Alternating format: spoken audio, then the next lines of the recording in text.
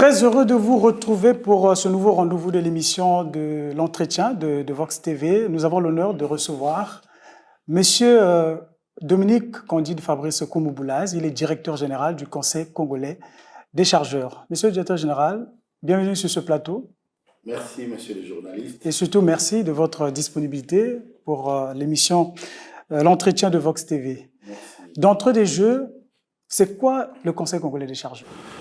Le Conseil congolais des chargeurs, c'est un établissement public à caractère industriel et commercial, créé le 23 février 2000, mais pour être en phase avec les recommandations de la Conférence des Nations Unies, le commerce et le développement, la CNICED, qui recommandait à tous les États africains, lors de sa deuxième conférence tenue à New Delhi en Inde en 1968, de recommander à tous les États africains de créer les conseils des chargeurs africains, qui devraient constituer le contrepoids entre les pays du Nord et les pays du Sud, notamment sur les échanges maritimes internationaux. En fait, pour votre gouvernement, le fret maritime généré par nos États, je veux dire les achats de nos chargeurs au niveau des sources d'approvisionnement, au pays d'approvisionnement, étaient toujours transportés par les armements des pays du Nord. Et la particularité de cela était que la fixation du prix du fret en tant que prix payé pour transporter la cargaison, pour transporter la marchandise, du port d'embarquement au port de débarquement, avait une tendance à la hausse au détriment de nos États. Et vous savez bien que quand on achète à un coût élevé, quand on achète de façon efficace, mais la finalité, c'est la répercussion sur le panier de la ménagère, oui, sur nous allons entrer justement dans ces détails. Absolument, mais je suis toujours dans l'explication des missions. La CNICED, par rapport à la pression des pays des ACP à l'époque, Afrique, Caraïbes, Pacifique, qui ont fait la pression à la CNICED pour effectivement permettre à nos États d'avoir les conditions d'accès au commerce international, et que ces derniers avaient recommandé la création des conseils de chargeurs africains. Et cette recommandation a été corroborée lors, effectivement, de la création de l'Union des conseils des chargeurs africains en 1977 à Accra, au Ghana. Donc, le conseil des chargeurs, aujourd'hui, a entre autres missions, finalement, de veiller sur toutes les questions d'assistance aux chargeurs, toutes les questions d'encadrement du trafic.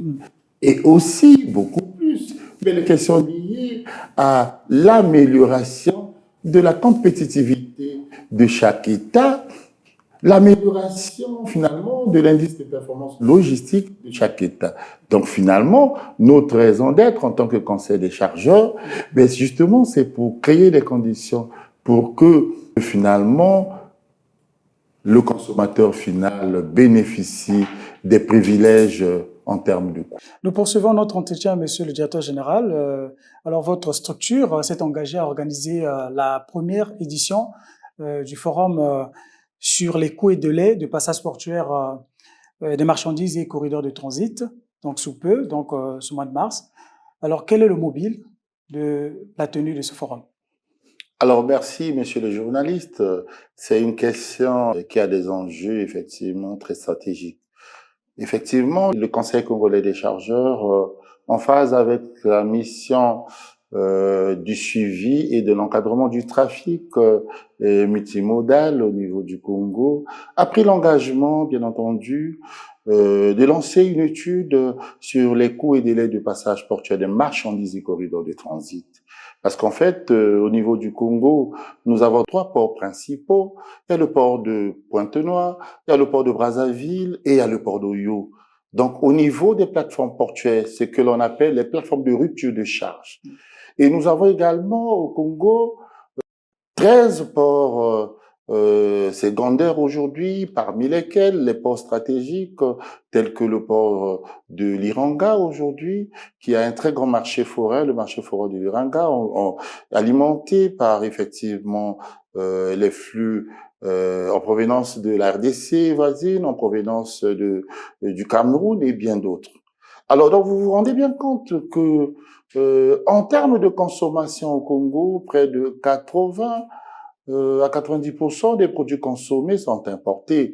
Donc, les études réalisées démontrent aujourd'hui qu'effectivement, nous consommons plus les produits importés que des produits que nous produisons nous-mêmes. Et d'ailleurs, d'abord, ça nous coûte environ 700 milliards de francs CFA. Voilà, et c'est d'ailleurs cela ce que le chef de l'État à l'époque, je parlais du premier logisticien du Congo, avait d'ailleurs signifié qu'un pays qui ne consomme pas ce qu'il produit n'est pas un pays libre.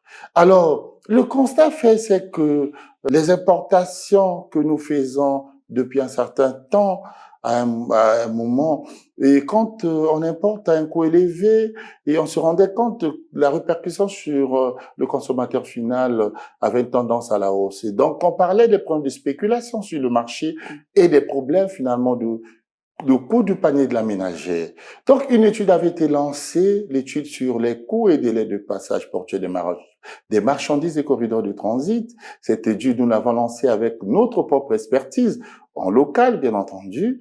Et la restitution de l'étude a été faite en 2022 devant le gouvernement, représenté par le ministre des Transports, de l'Aviation civile et de la marine marchande d'alors. C'était donc le ministre Jean-Marc Tister-Tikaya. Et cette étude a eu un certain nombre de recommandations qui allaient justement dans le sens de contribuer finalement à la réduction des coûts, des postes de coûts, de sorte à ce que le panier de la ménagère soit optimisé. Et donc, aujourd'hui, le forum que nous allons lancer le 27, ben c'est justement la restitution de la seconde étude, parce qu'en fait, de compte, la première étude qui avait d'abord été renforcée, corroborée par finalement les conclusions des directives donc du plan de résilience contre la crise alimentaire 2022-2023. Oui. Ce plan a eu effectivement à corroborer les recommandations de notre étude, et ce qui a fait qu'il y a eu effectivement les orientations fermes du gouvernement sur la réduction de 50% des prix des produits en transit. Mais au-delà de la réduction de 50%, on a toujours reproché au Congo que les coûts de passage portuaire sont plus élevés par rapport à l'Afrique de l'Ouest. Qu'est-ce qui justifie tout ça? Ben justement, c'est ça. Je suis donc en train de dire que effectivement, le constat fait sur le terrain, après justement les recommandations du plan de résilience contre la crise alimentaire 2022-2023, sur le terrain, le constat fait, c'est que les coûts de répercussion chez le panier de la ménagère sont toujours élevés. Il y a des problèmes de spéculation sur le marché, et ce qui a finalement conduit le Conseil des chargeurs à aller vers une étude comparative des coûts pour essayer de nous rassurer sur les coûts pratiqués au niveau du port de Pointe-Noire et sur les corridors comparativement aux pays de la sous-région, à l'instar du port de Douala, du port de Kribi et des autres ports. Un peu plus au-delà, le port de Dakar et autres. Se rendre compte effectivement de la comparaison au niveau des sources de coûts et des prix pratiqués. Également au niveau du corridor, les corridors concurrentiels. Nous avons aujourd'hui le corridor entre le Congo-Cameroun, entre le Congo-RCA et un peu au-delà. Mais nous avons également le corridor entre effectivement Pointe-Noire, Brazzaville, la RDC, pour se rendre compte effectivement des coûts pratiqués, parce que l'objectif c'est d'aller vers effectivement la compétitivité de nos plateformes. Le constat réel révèle quoi? Est-ce que chez nous, ça coûte plus cher que les autres? Justement, l'étude... Est-ce que vous admettez cela? La restitution de l'étude va effectivement nous donner toutes les informations, les indicateurs finalement sur les sources de coûts, les différents postes de coûts, les incongruités constatées sur le terrain, les prix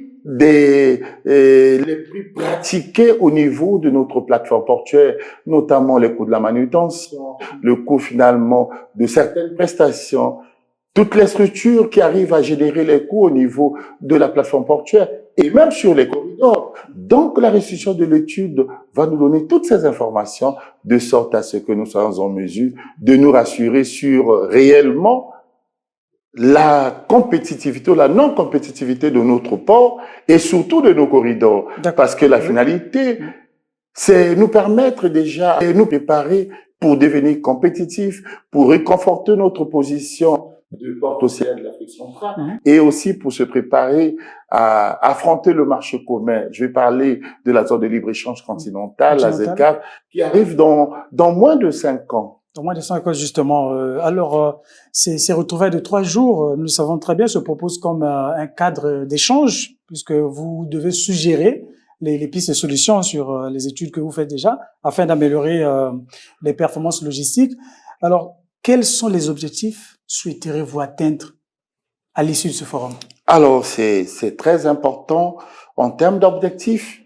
Nous avons pris l'engagement de lancer la restitution de l'étude que nous avons réalisée avec l'expertise locale. Cette étude qui n'a pas pu être réalisée depuis des décennies dans notre pays.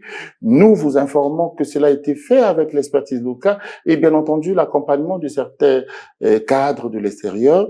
Nous visons, entre autres objectifs, déjà, sensibiliser les autorités sur les coûts pratiqués au Congo comparativement aux coûts pratiqués dans les autres pays de la sous-région. Les coûts au niveau des plateformes portuaires, les coûts au niveau des corridors. Donc, sensibiliser. Nous avons aussi, finalement, entre autres, de prendre les mesures, de proposer les mesures correctives, alors dans le sens d'optimiser les coûts de passage portuaire. Nous allons proposer, si au niveau de la manutention, par exemple, les coûts au niveau du Congo sont à un niveau donné, à un coût de X, et que comparativement à un autre pays, tel que le port de Douala ou de Kribi, le coût est à Y, nous allons faire des suggestions de sorte à ce que, finalement, ceci soit consigné dans le livre blanc qui sera finalement transmis au gouvernement pour les mesures de la prise de la décision allant dans le sens d'optimiser les coûts. Parce que nous devrons commencer à nous préparer. Se préparer déjà en quoi? Mais dans le cadre de la formation. Cette étude permettra de donner les informations à tous les cadres du secteur des transports et de la logistique, donner les informations à toutes les structures évoluant dans le secteur des transports et de la logistique, évoluant dans la plateforme portuaire, évoluant sur le corridor. Et justement, avec quel acteur clé comptez-vous optimiser ces coûts et délais de passage? Mais justement, je suis en train d'arriver que nous visons effectivement la formation des acteurs du secteur des transports et de la logistique, la formation des chargeurs, donner l'information au gouvernement de sorte à ce que nous allons vers l'optimisation des coûts. Mais c'est sûr pour les besoins de la compétitivité de notre plateforme portuaire, pour les besoins de la compétitivité de nos plateformes de rupture de charge. Nous avons le port de Pointe-Noire, le port de Brazzaville, un peu plus loin même les ports secondaires. Parce que n'oubliez pas que la raison d'être de la ZCAF, c'est la libre circulation des biens et des marchandises. Et si nous n'avons pas des usagers formés, parce qu'en fait, la marchandise est censée circuler de la zone maritime à l'Hinterland Nord via les corridors. Nous avons le corridor terrestre et également le chemin de fer, un peu plus loin le corridor fluvial. Alors, la particularité de cela, c'est que tous les acteurs du secteur des transports et de la logistique sont interpellés, de sorte à ce que nous puissions effectivement créer les conditions pour que ce forum devienne comme une plateforme de rencontre entre l'offre et la demande. Lorsque vous parlez de la formation, est-ce que vous faites allusion qu'à vos acteurs à vous, avec les chargeurs de votre structure ou bien d'autres acteurs aussi? Non, mais les partenaires. Le chargeur, c'est un usager de la chaîne de transport multimodal. Donc, le chargeur ici, mais c'est d'un côté la personne physique ou morale, y compris des structures qui importent, qui achètent à l'extérieur pour ramener leur cargaison. Alors, donc, vous vous rendez bien compte que, en termes de formation, nous devons donner de la matière, nous devrons former ces cas, nous devons former ces structures, nous devons former ces chargeurs à devenir de plus en plus compétitifs pour qu'ils soient demain en mesure d'affronter la ZCAF. Mais spécifiquement, vous allez les former en quoi? On doit leur donner de l'expertise, doit leur donner la connaissance, doit leur donner des savoir-faire, doit leur donner des savoir-être, donc la maîtrise effectivement des prestations liées à l'acheminement des marchandises. Et même dans la simplification La simplification des formalités. Et cela est justement dû au fait que nous avons créé une structure de formation, le Centre Trainmar. Cette structure qui nous avait été recommandée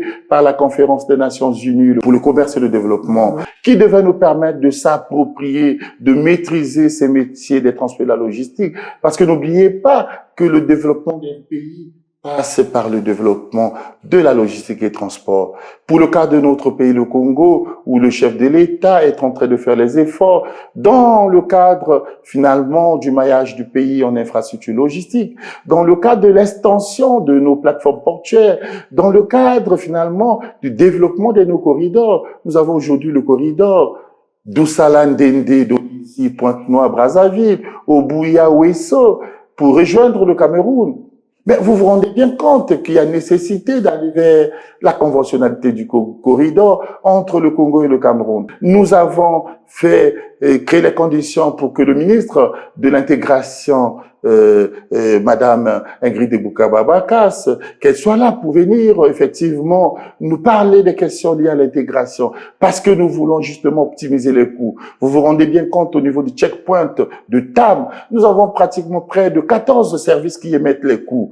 Mais comment voulons-nous rendre compétitif notre corridor si finalement il y a des coûts qui se grèvent ou toutes les structures veulent émettre des coûts? Mais la finalité, c'est que ces coûts seront répercutés sur le consommateur final. Vous avez parlé du Trainmar, donc votre centre. Comment il fonctionne déjà? Alors déjà, le Trainmar, c'est une recommandation de la Conférence des Nations Unies pour le commerce et le développement, parce que le développement des pays passe par le développement de la logistique et transport. Et c'est d'ailleurs l'objet de mes travaux de thèse, parce que j'ai eu à travailler d'ailleurs sur l'importance, les enjeux du secteur des transports et de la logistique dans le cadre du développement d'un pays pour l'intégration de la sous-région, le développement du Congo. Vous vous rendez bien compte que si l'on fait recours, par exemple, à Corinne Blanquer, il considère ce secteur comme étant un secteur stratégique qui devient comme un secteur catalyseur qui entraîne les autres secteurs. Le développement de la logistique agricole passe par là. Le développement, finalement, de la logistique militaire passe par là. Le développement de la logistique hospitalière passe par là.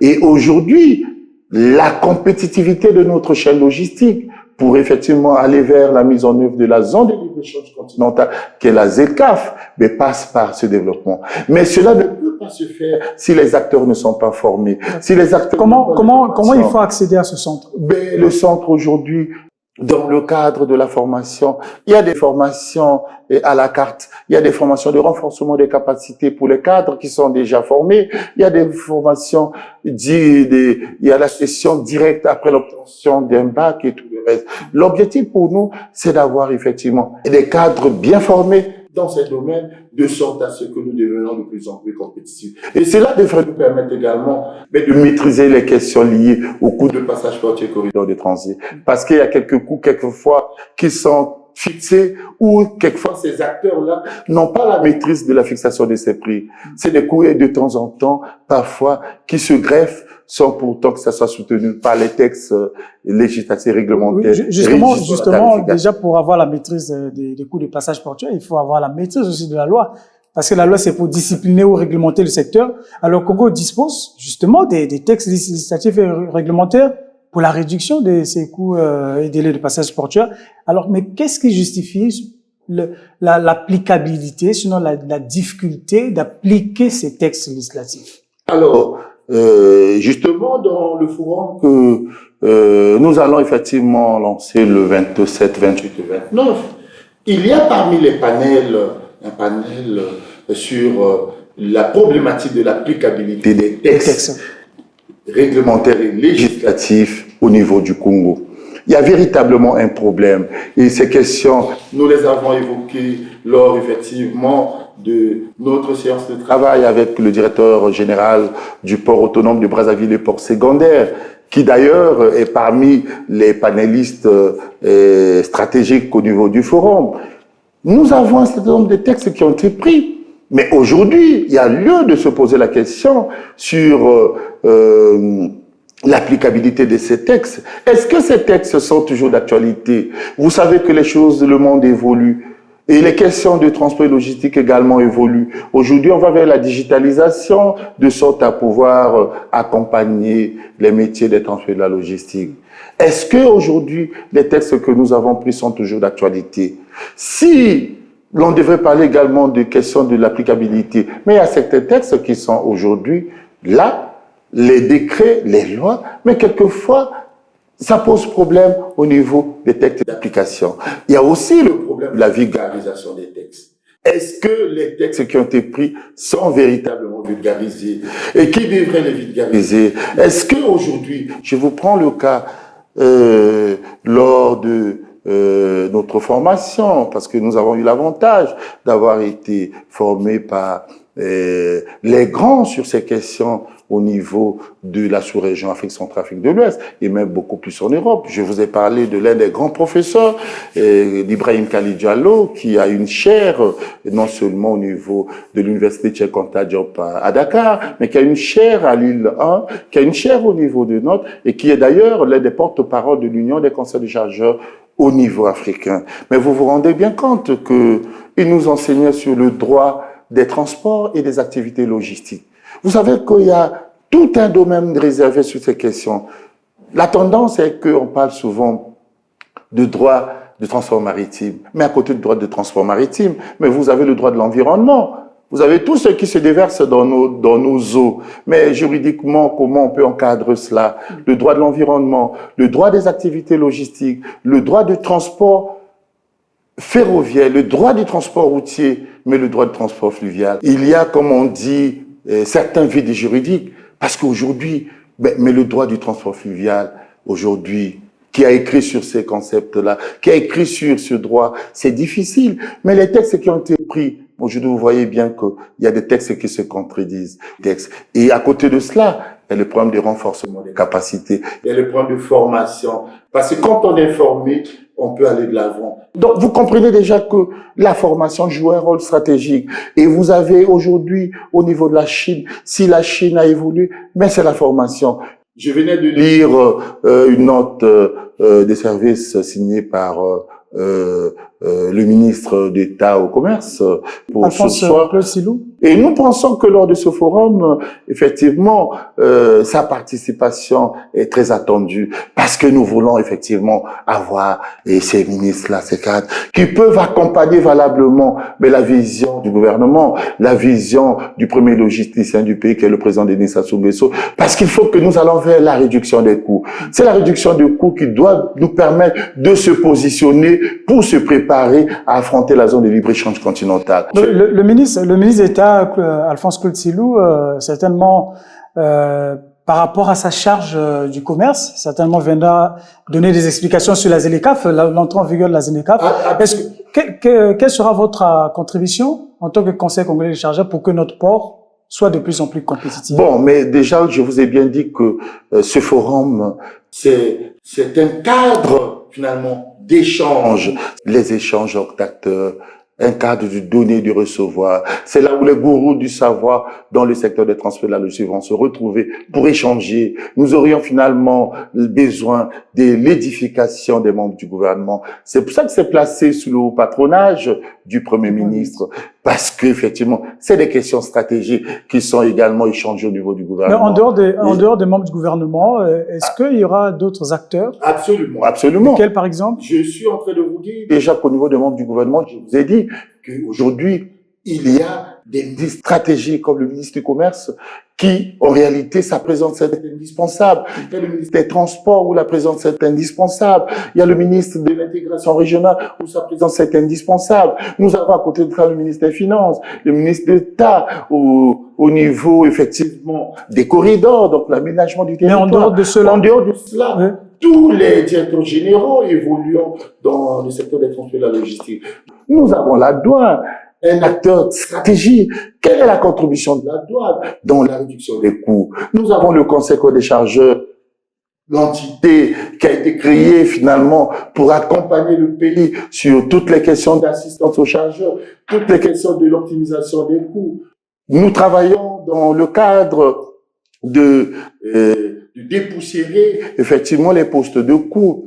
l'accompagnement dans le cas de la compétitivité de notre chaîne de transport multimodal. À côté de cela, nous avons les autres structures, comme les GIOT, comme effectivement le commerce, et nous avons également les autres structures intéressées. On a d'ailleurs aussi le ministre des zones économiques spéciales, parce que nous devons déjà commencer à anticiper la prise des textes pour aller dans le sens d'optimiser le coût au niveau des zones économiques spéciales, de sorte à ce que demain, les coûts qui seront générés dans ces plateformes portuaires, dans ces ports secs, parce qu'une zone économique spéciale n'est autre qu'un port sec, interplaît, aménagé aux normes logistiques pour permettre l'organisation de plusieurs activités logistiques. Mais parmi les activités, il y aura les activités d'entreposage des produits, il y aura les activités d'empilage des conteneurs, il y aura des activités finalement de groupage et tout le reste. Ça veut dire que les textes seront pris, mais il serait souhaitable d'anticiper déjà de sorte à ce que nous ne nous retrouvions pas avec les textes qui vont certainement générer des coûts qui seront incongrus avec les questions de compétitivité.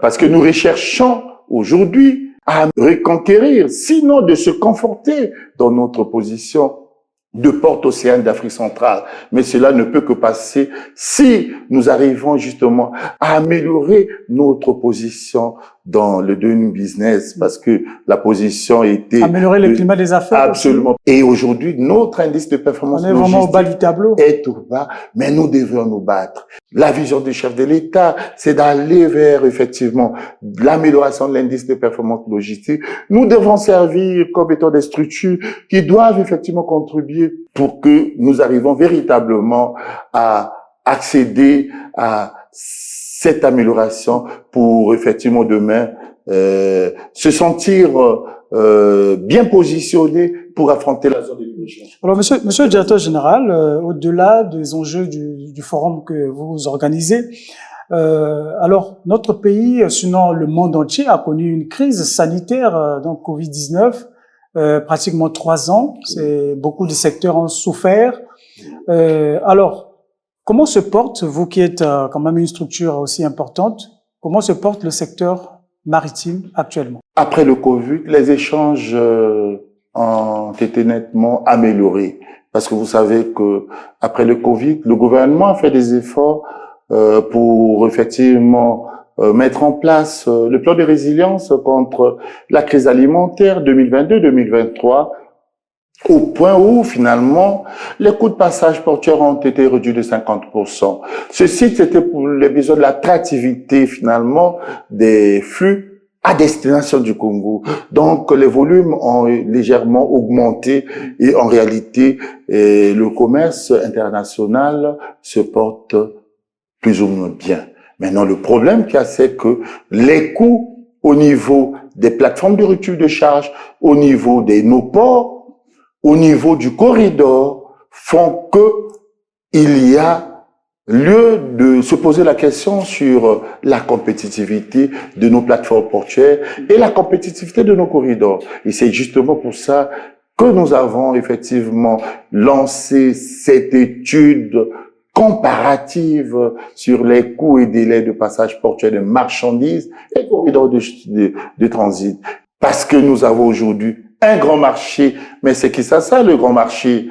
C'est de créer les conditions de sorte à ce que les flux à destination de Kinshasa puissent passer par le port de Pointe-Noire et prendre le corridor Pointe-Noire-Brazzaville-Kinshasa, qui est beaucoup plus attractif que les flux débarqués au port de Matadi à destination finalement de Kinshasa. Voilà l'enjeu aujourd'hui. Et cela ne passe que par l'optimisation des coûts. Monsieur le directeur général, le Congo a été honoré en vous confiant le poste de vice-président de l'Union des chargeurs, des conseils des chargeurs africains. Oui. Et comment exercez-vous cette responsabilité? Vous l'avez dit, effectivement, nous avons été élus en mai 2023, élus comme étant vice-président de l'Union des conseils de chargeurs africains. Et très tôt, effectivement, les 19 pays de l'Union des conseils de chargeurs africains, où le siège est à Douala, avaient compris très tôt que dès lors que la vice-présidence a été confiée à Dakar, et nous avons eu le privilège d'être élus vice-président, vu effectivement la détermination, le dynamisme et aussi la vision que nous avons pour la sous-région Afrique centrale. Parce qu'aujourd'hui, il est question que nous devenons également des conseils des chargeurs très stratégiques dans la sous-région. L'objectif, c'est faire de sorte à ce que nous puissions véritablement accompagner la ZLECAf. Et c'est le travail qui est en train de se faire. Nous avons créé les conditions pour avoir effectivement une équipe très dynamique avec des cadres bien formés. Et les cadres, et c'est d'ailleurs l'objet de ce noyau qui a eu à réaliser l'étude. Vous verrez la restitution pour dire que la plupart des études que nous réalisons souvent dans nos pays, généralement, c'est fait avec l'accompagnement de l'expertise extérieure. L'étude sur les coûts et délais de passage portuaire a toujours été fait par les cabinets extérieurs. Dès lors que nous avons eu la chance d'être positionnés au Conseil des chargeurs, parce que nous sommes là depuis la création, depuis 2000, nous sommes les pionniers du Conseil des chargeurs. J'ai eu l'avantage d'être encadré par le premier directeur général, le feu Mesa Kangatima, qui nous a encadrés, qui nous a formés, et aujourd'hui, avec beaucoup d'engagement, beaucoup de courage, et aussi de l'expertise, parce que nous nous sommes humiliés en cherchant à se former. Aujourd'hui, jusqu'à arriver à avoir une thèse en transport logistique, un doctorat. C'est une bonne chose et c'est très encourageant. Nous tendons vers la fin de cet entretien. En perspective, quelles sont vos actions prioritaires pour 2024? Voilà, 2024, je vous ai dit que nous avons créé un cadre d'échange avec les chargeurs.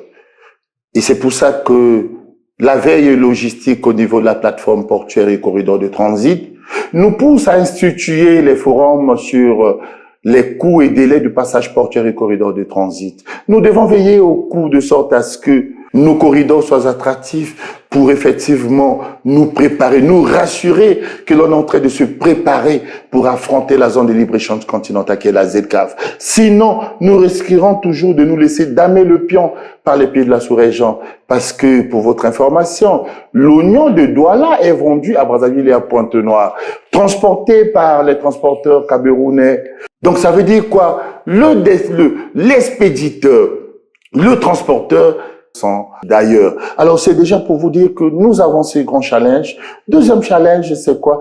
Ben, c'est la formation, le centre de traitement. Aujourd'hui, nous lançons un appel de sorte à ce que le gouvernement puisse véritablement accompagner ce centre. Pour votre gouverne, au niveau du centre de traitement de Dakar, la première promotion du centre de traitement, c'était la promotion WAD.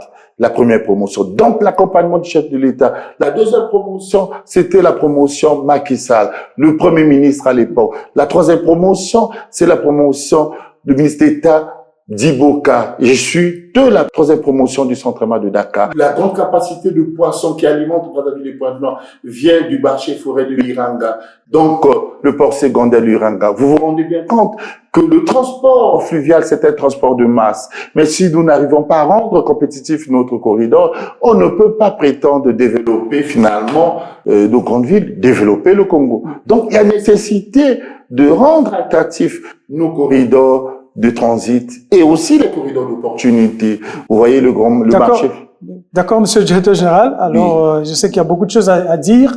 Un mot particulier pour conclure cet entretien? Alors, merci. Je voudrais encore une fois de plus vous remercier pour avoir effectivement fait le déplacement de Brazzaville pour venir échanger avec le Conseil congolais des chargeurs. Donc, j'ai la charge aujourd'hui de manager.